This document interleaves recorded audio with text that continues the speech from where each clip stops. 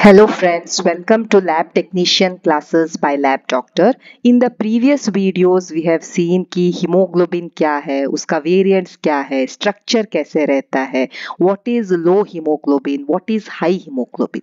So in today's class हम concentrate करेंगे जब ये hemoglobin कम होता है, so what are the reasons, what is it called as. So इसके बारे में आज हम अपने क्लास में डिस्कस करेंगे. RBCs कैरी ऑक्सीजन, टिश्यूज को ऑक्सीजन देते हैं with the help of hemoglobin. So in normal adult male, hemoglobin will be around 13 to 17.5 to 18. This is because males में high hemoglobin रहता है क्योंकि टेस्टोस्टेरोन रहता है एंड वो RBCs को स्टिमुलेट करते रहता है.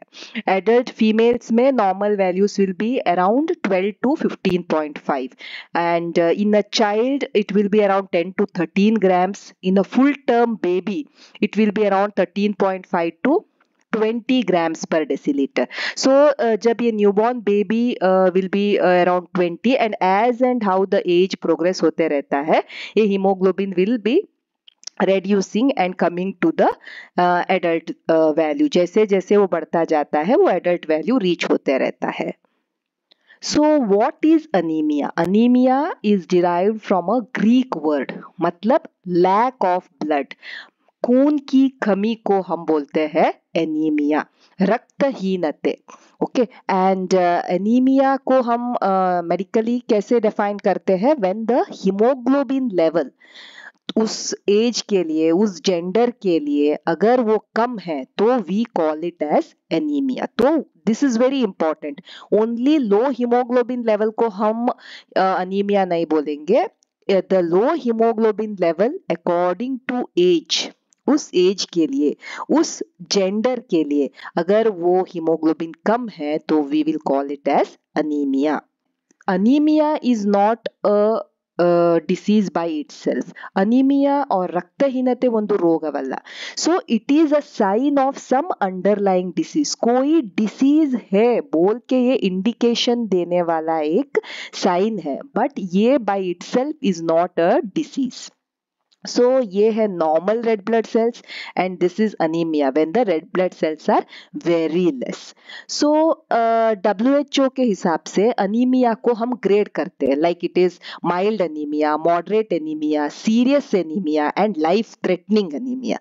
Life threatening मतलब इसके वजह से आपके जान भी जा सकता है. It is very very dangerous. Suppose your hemoglobin level comes to less than 6, that means उसको blood चढ़ाना पड़ेगा. So we will have to bring up the hemoglobin fast. So that is life threatening. अभी mild कब बोलेंगे? अगर suppose जो hemoglobin है around 10 के पास है, around 10 to 11 ऐसे आता है तो हम mild बोलेंगे. Moderate कब बोलेंगे? It is around 8 to 9 तो उस टाइम हम बोलेंगे moderate. Serious कब बोलेंगे? When the hemoglobin starts from 6.5 या 7 to 8 जब रहेगा, that is serious or severe anemia. So around 7 to 8 जब है तो that is a severe anemia and if it is going less than 6 that is almost life threatening.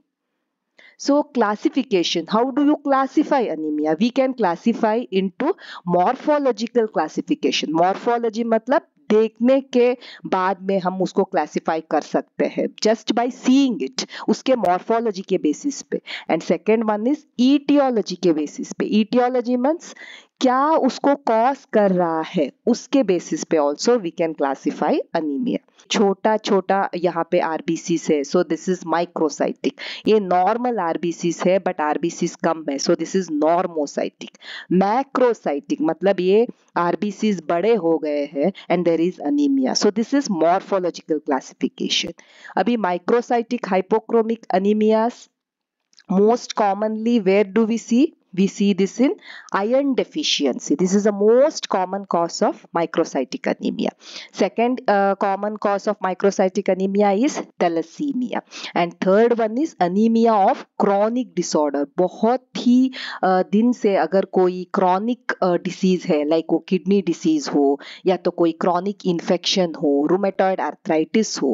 Last one is sideroblastic anemia. So in microcytic anemia आप देखोगे कि the RBCs कितने छोटे हो गए हैं and the hypochromia, the central pallor जो है वो काफी बढ़ गया है. So this is microcytic anaemia. So ये है normal RBCs and if you see here आप देख सकोगे कि आरबीसीज कितने छोटे हो गए हैं. एनाइसोपोइकिलोसाइटोसिस है, डिफरेंट शेप्स के हैं, डिफरेंट साइजेस के हैं. So now normocytic normochromic anaemia. तो जब आप पेरिफेरल स्मीयर में देखोगे तो HB is less, but the cells what you can see they are normocytic, they are not smaller. Microcytes भी नहीं है, macrocytes भी नहीं है, तो normocytic है. So normocytic anemia के लिए क्या causes हो सकते हैं?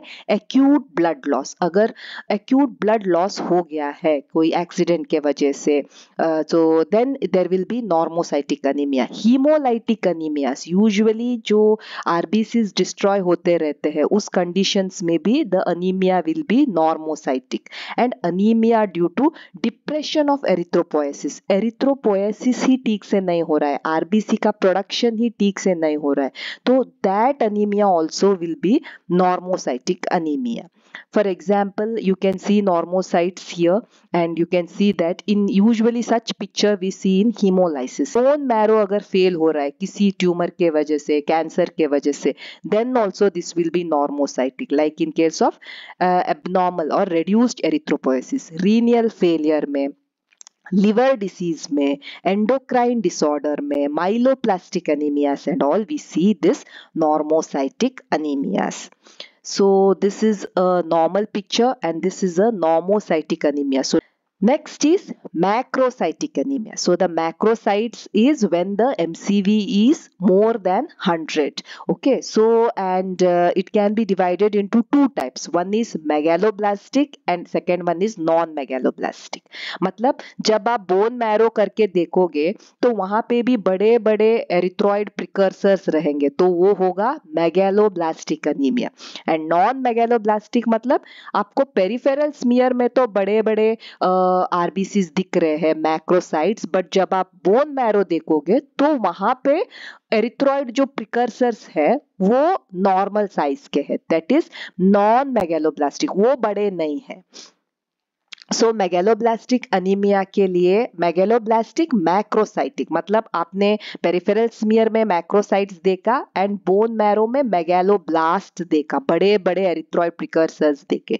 तो the most common cause is vitamin B12 deficiency and folic acid deficiency. So ये क्या करता है, द मैच्योरेशन को अरेस्ट करते रहता है. So when there is deficient maturation it will lead to megaloblast. And normoblastic macrocytic anaemia, आपने peripheral smear में तो मैक्रोसाइट्स को देखा है, बट जब आप बोन मैरो में देखते हो तो वो नॉर्मोब्लास्ट है, वो बहुत ही बड़े नहीं हुए हैं, वो है normoblast. So that happens in post haemorrhagic anaemia. So अगर हेमरेज हो गया है तो द पेरिफेरल स्मीयर में शो नॉर्मोसाइट्स और macrocytes, but the bone marrow will be normoblastic. Haemolytic anaemia, आपको पेरिफेरल स्मीयर में you will see either macrocytes or normocytes, but the bone marrow will be normoblastic. Aplastic anemia and in case of leukemia. So this is a macrocytes. आप देख सकते हो कितना बड़ा है ये cell.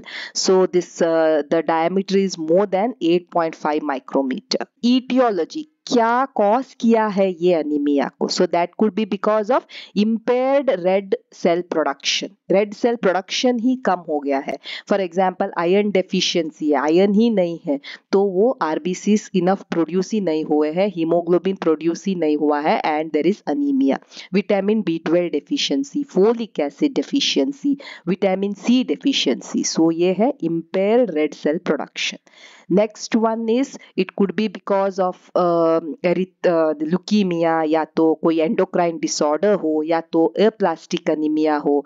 So all these conditions can also cause depression of erythropoiesis. Erythropoiesis जो RBC production है उसको डिप्रेस कर सकते हैं. अगर वहां पे कोई मैलिग्नेंसी है, कोई कैंसर है, तो वो आरबीसीस को प्रोड्यूस होने को देगा नहीं, वो पूरा जगह वो खुद ऑक्यूपाई कर लेगा. So that is depression of erythropoiesis. Next one is hemolytic anemia. So this is anemia because of hemolysis. RBCs break हो रहे हैं. So that could be intra corpuscular disease, RBC के अंदर कोई डिफेक्ट हो like in case of thalassaemia, या extra corpuscular RBC के बाहर कोई डिफेक्ट हो सकता है like in auto immune haemolytic anaemia. And the third one is blood loss, anemia because of blood loss. So अगर acute blood loss है, कोई एक्सीडेंट हो गया, ट्रॉमा हो गया, ऑपरेशन हो गया, तभी ब्लड लॉस होके there can be anaemia. And chronic blood loss हो सकता है. फॉर एग्जांपल पेप्टिक अल्सर है, वो ब्लीड हो रहा है, या पाइल्स है, हेमोराइड्स है, ज्यादा पीरियड्स ज्यादा हो रहे हैं, मेनोरेजिया हो रहा है, या हुकवर्म का इन्फेस्टेशन है, हेमेचूरिया है, ये यूरिन में ब्लड पास कर रहे हैं, अल्सरेटिव कोलाइटिस या क्रॉन्स डिसीज, ऐसे कोई डिसीज है जहाँ पे वो मोशंस में ब्लड को लूज कर रहे हैं. So all these conditions can cause a loss of blood, chronic loss of blood, and that can also lead to anaemia. So haemoglobin बहुत ही एक इम्पॉर्टेंट टेस्ट हो जाता है जब हमको पता करना होता है कि पेशेंट को आइदर अनीमिया है या उसके रिलेटेड कोई डिसीज है. अनीमिया तो सिर्फ एक सिम्टम है. जब हीमोग्लोबिन कम होता है तो we can only tell yes this patient को अनीमिया है. अनीमिया का क्या कारण है we will have to find out either by doing peripheral smear या बोन मैरो या iron studies, B12 studies. So काफी सारे स्टडीज के बाद में हम एक कारण या ईटियोलॉजी को हम पता लगा सकते हैं. बट एक बेसिक जो टेस्ट है हीमोग्लोबिन या पेरिफेरल स्मीयर हमको हेल्प करता है क्लिनिशियन को गाइड करने के लिए. हाँ, ये आयरन डेफिशिएंसी हो सकता है, ये anaemia due to blood loss हो सकता है, ये हीमोलाइटिक अनीमिया हो सकता है. सो ये सब हम कैसे पकड़ेंगे? जब हम सीबीसी में देखेंगे कि उसका हीमोग्लोबिन ही कम है. तो हीमोग्लोबिन कम है, जब भी आप हीमोग्लोबिन कम देखते हो तो ऑल दिस थिंग्स आपको ध्यान में आना चाहिए कि किस कारण के वजह से ये हीमोग्लोबिन कम हो सकता है. एंड उसके बाद में जब आप उसके पेरिफेरल स्मीयर देखोगे या मैरो देखोगे, देन यू कैन कोरिलेट ये किसके वजह से हो सकता है. So this correlation is very important जब भी आप कोई रिपोर्ट को देखते हो या कोई सैंपल को रन करते हो. So that's all about low haemoglobin और anemia. Thank you so much for watching the video. Please like, share and subscribe the channel. Thank you.